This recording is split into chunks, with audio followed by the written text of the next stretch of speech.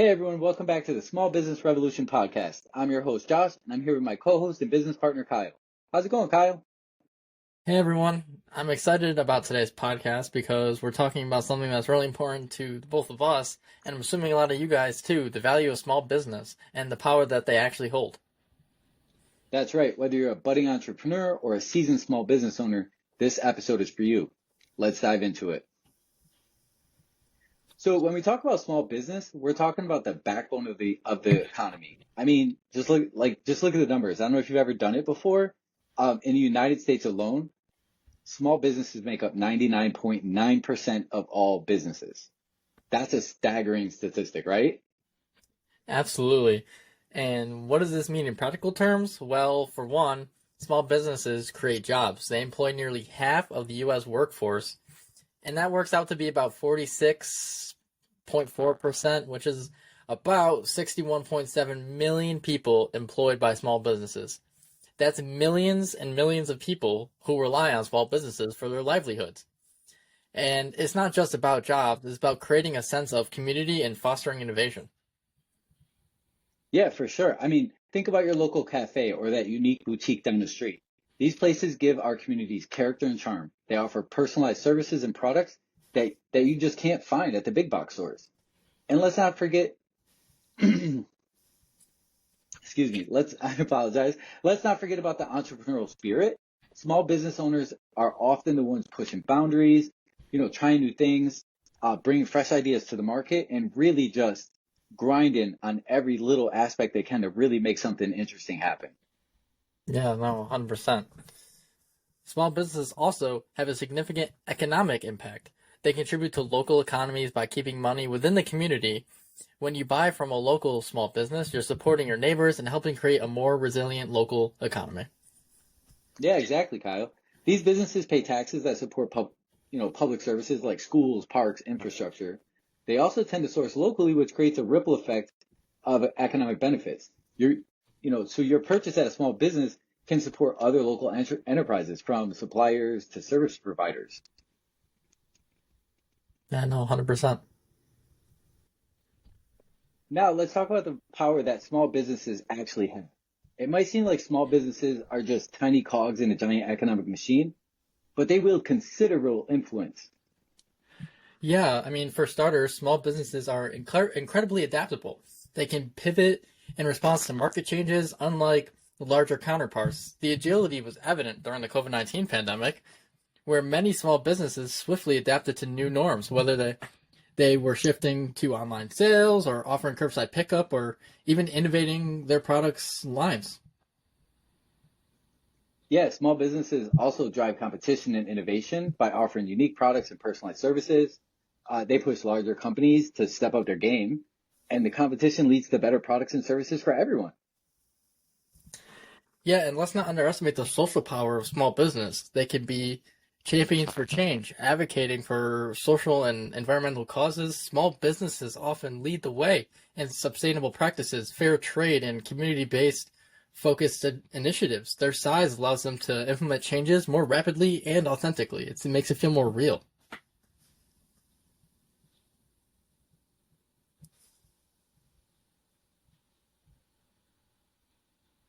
Yeah. I like to first, I like to share a few stories that highlight the real impact of small businesses. Take, for example, a local bookstore. Um, they decided to become a hub for for community events. Not only did they boost their sales, but they also created space where people could connect, learn, and grow. Yeah, I mean, or consider a small tech startup that's working on innovative solutions to reduce carbon footprints. Their work might be small scale right now, but their ideas could shape the future of green technology. And there's a neighborhood bakery that started a pay it forward system where customers can buy an extra loaf of bread for someone in need. It's simple acts like these that show the heart and power of small businesses. Yeah, no, I mean, 100%. So, how can we actually support these small businesses? Well, here's a few tips from us that will help you be able to support any small businesses in your area. Shop local. Choose local businesses over big chains whenever possible. Spread the word. Recommend your favorite small business to family and friends.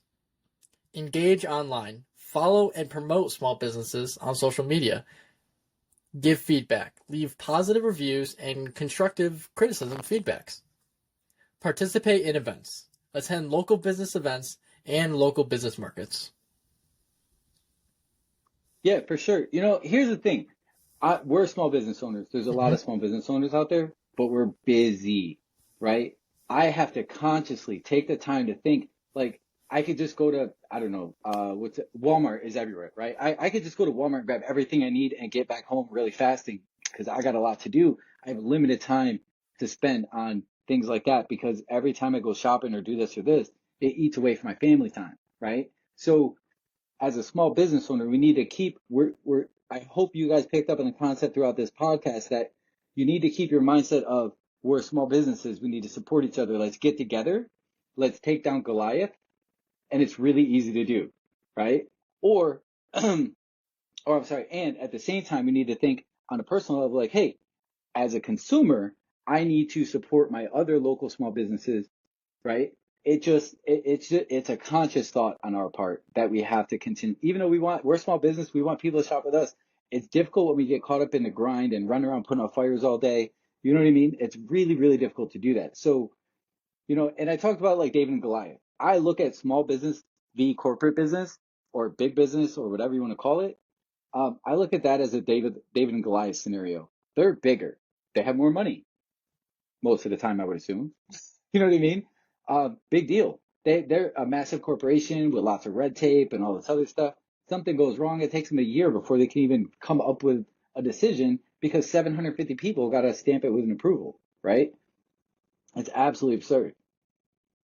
So as a small business, we have the ability to do lots of different things, not just pivot and move and think outside the box, but we can actually implement that and go, oh, this is not going to work great. Let's do this. Let's do that. Let's keep going. Keep pushing forward. We don't have to keep getting approval every time we want to do something, right? We do what we feel is best.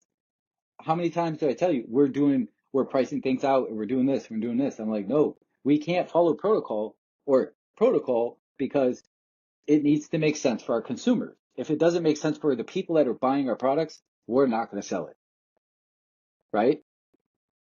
And if it's something we really want to sell, we just find a way to make it happen. Check it. Small businesses are way more powerful than Goliath, right? David is more powerful than Goliath. Look, we're not bigger, right? Individually, we're not bigger. We don't have more money than them, right? But you know what? We are smarter than them. All we have to do is be a little bit smarter than them, and we can take them down like that, right? Take them down. I don't mean put them out of business, obviously. I mean, take them down, like bring them down a notch, and be able to get what we deserve as a business who collectively we make up so much of the U.S. economy, right? But we always get shafted on the back end. We pay more than everyone else, whether it's a service or let's call it a widget or a product. It doesn't matter. As a small business, we always pay more, right? No one cares about small businesses. When I was calling people, I said, I'm going to start calling these companies and start setting things up with them. And the people that treat me the best are the people I'm going to do business with, right? The people that are like, I'm like, well, screw you. You might have the better product, but you're going to treat me like a jerk. I'm not going to do business with you because I'm a small business. You're going to treat me different, Yeah, right? exactly. It's been difficult finding people that are like that. Mm-hmm. So we need to all stand together and really, really, really push, right? Push for what we want, push for what we deserve, get together, start a business like link up with a business like us, right? We basically created a giant co-op. We partner with businesses and we sell our products and blah, blah, blah. They get a percentage, which is basically a profit split. But at the end of the day, we're able to do this because we created this big environment. Everyone is coming and signing up with us. And then we have these deals worked out with corporate America, right? To get all these products and everything else at a much better price because we came together as a unit and then it gets distributed across the board, right? So everyone's able to make more money. Like we put it like this, we make money and the businesses we do business with make more money on merchandise than they ever have in the past. no matter Yeah. what option they used to take advantage of. That's ridiculous because corporate America is just out there to screw people over. They don't care. They want to keep you a small business. They don't want to let you be a competitor, right? Anyways, I'm done with my rant. I'm sorry, guys. Anyways, anyways, just remember supporting small businesses isn't just about making a purchase. It's about valuing the unique contribution they bring to our communities and economies and supporting them in any way we possibly can.